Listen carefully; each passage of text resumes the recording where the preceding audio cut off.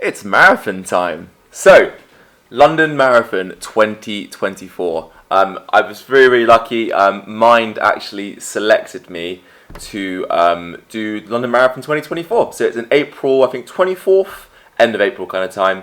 And it's going to be my first official marathon. I've done two marathons back to back as like an ultra marathon. I've done a marathon a day over like a longer time period, but I've never specifically ran a fast marathon. Now, what I'm going for is I can do about a 140 half marathon at the minute, so I'm really looking to go maybe like 320, 330 for the marathon. And on a really good day, maybe go for 3 hours. We'll see how that goes. Just a quick little side note, the main reason why I'm doing this, the London Marathon in the first place, is to raise money for Mind.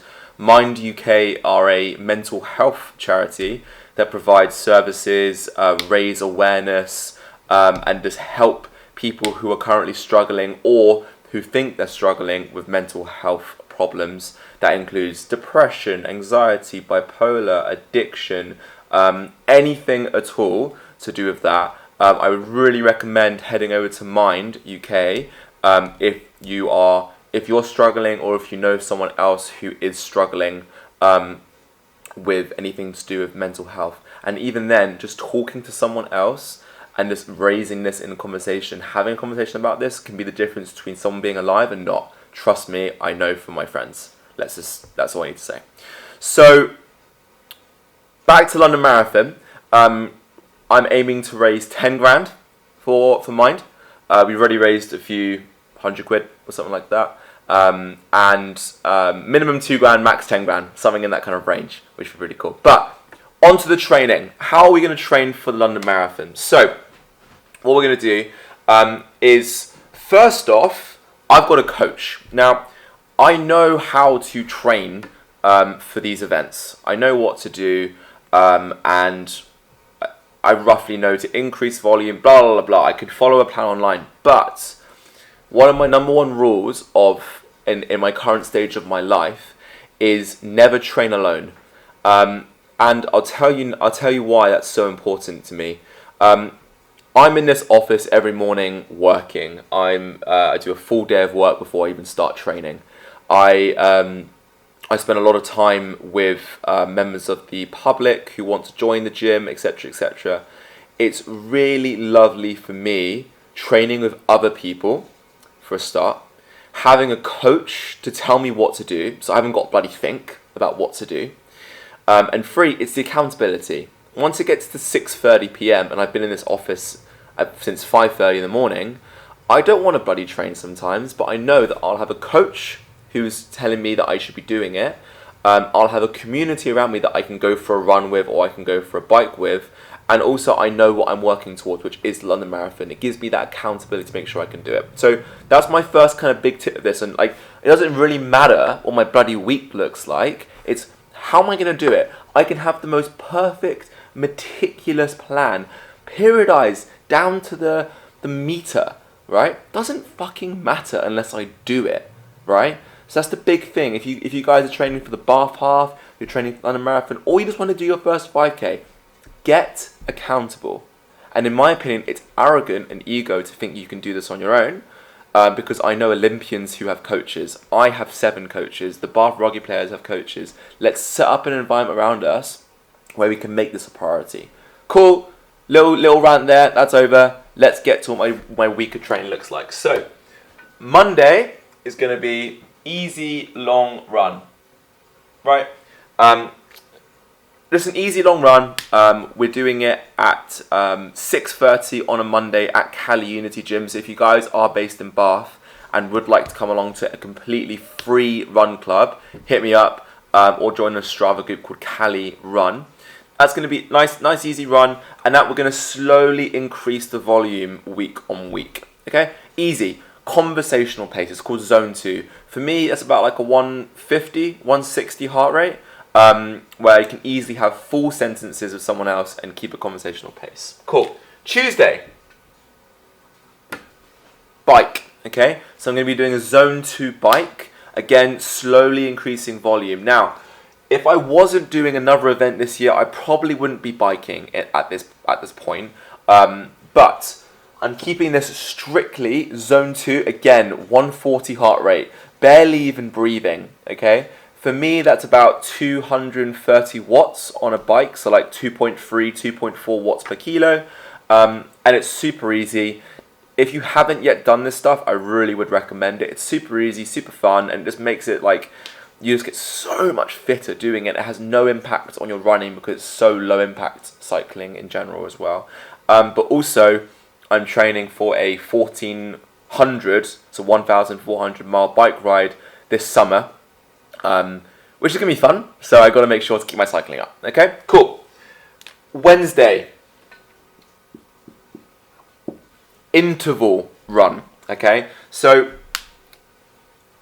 if you've ever heard of the concept called 80-20, 80% of your training should be in zone 2 and 20% of your training should be fast speed work above almost like zone 5. So I've been talking about zones. I'll do a whole video on what zones mean, but real quick, zone 1 is just chill, relax. Below that is like resting.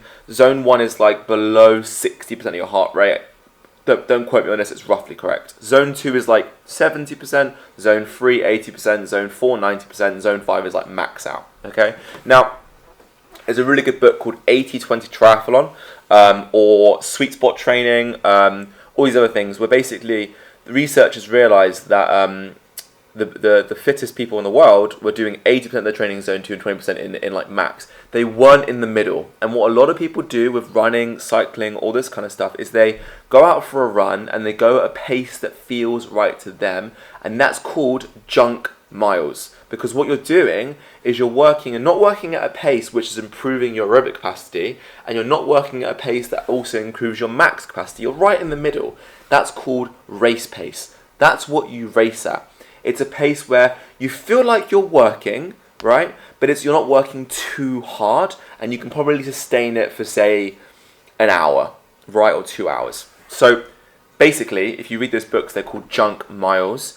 You want to do all of your training either in zone 2, it's 80% of your training in zone 2, and then 20% is at max. You're doing intervals. That is what I'm doing on a Wednesday. Okay, so things like 5 1Ks, 10 400s, etc., etc. And these are the hard sessions, and those are the ones that I'm going to be doing with friends, again, at Cali Unity Gym, 5:30 on a Wednesday. And that's basically going to be, we're going to meet at Henrietta Parks. If you are based in Bath, meet us there. And we've got a coach, Atro, who's going to be running that for us, who's also my coach.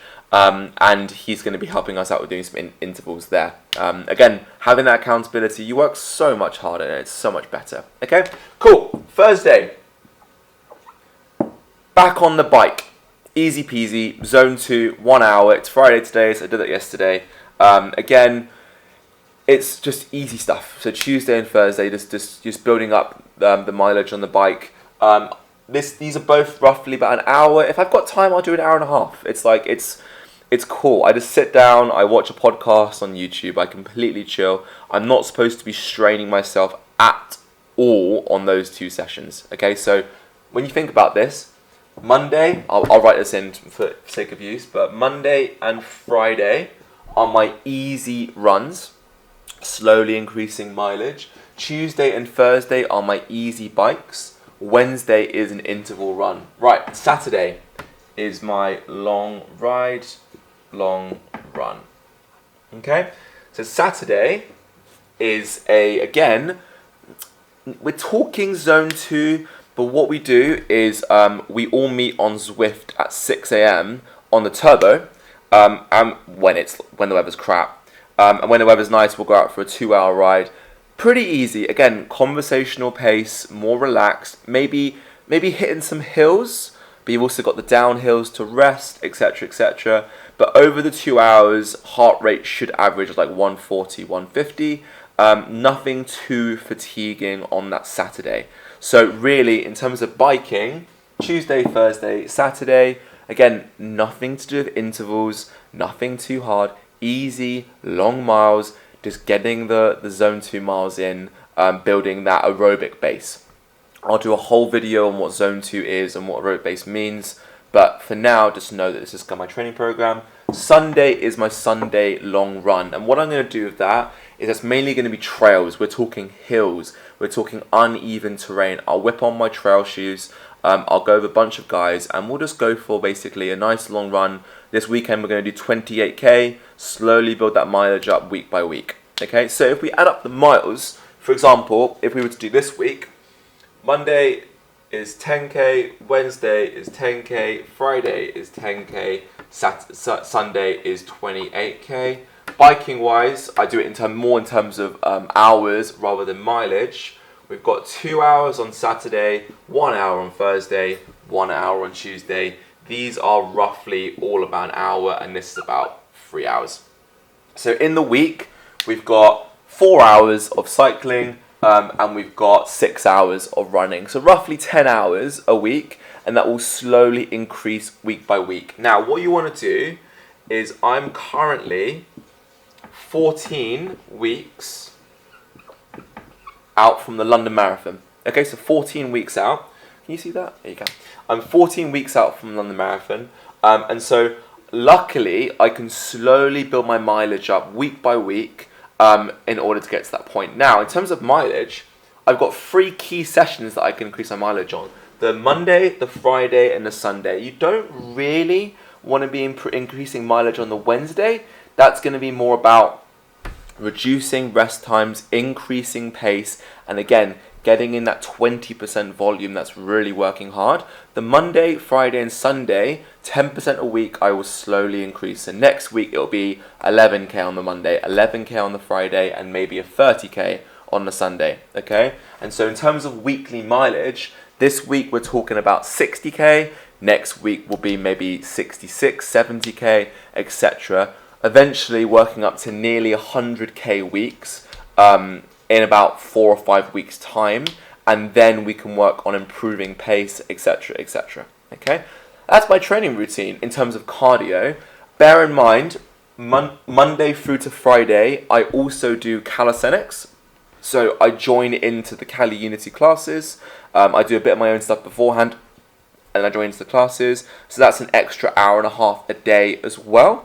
And so in total, a day I'm training about 2.5 hours, Monday through to Friday, and again, probably it averages about 3 hours, 2.5 hours a day of training. Okay, I'll do a whole other video on nutrition, how I'm planning on losing weight, etc. But that's it. It's pretty simple. Now, how does this relate to you, my dear viewer watching this? You don't have to train every single day, or in my case, twice a day. You don't have to do that. What do you want, right? Do you want to run a 3-hour marathon? You probably have to do something like this. Do you want to finish your first 10k? You definitely don't need to be running 4 times a week. Maybe it's twice a week.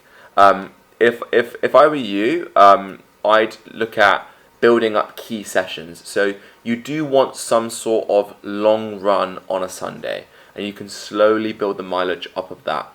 On top of that, I'd then say you want some sort of like easy run in the week. If you just did those 2 and build that up, you'd be fine. In the 3rd session, if you wanted to add another one, I'd do some sort of intervals, building that up. And if you were to add a 4th one, I'd add another easy run. And then from there, if you were to go to 5, which I might do eventually, I'd add in some sort of tempo run, right? So that's something, that's where we start getting into this kind of middle ground between Zone 2 and Zone 5. And that is a bit harder, but that's building up the mileage, building up more of kind of like a race pace simulation kind of thing, and then build up the mileage from there.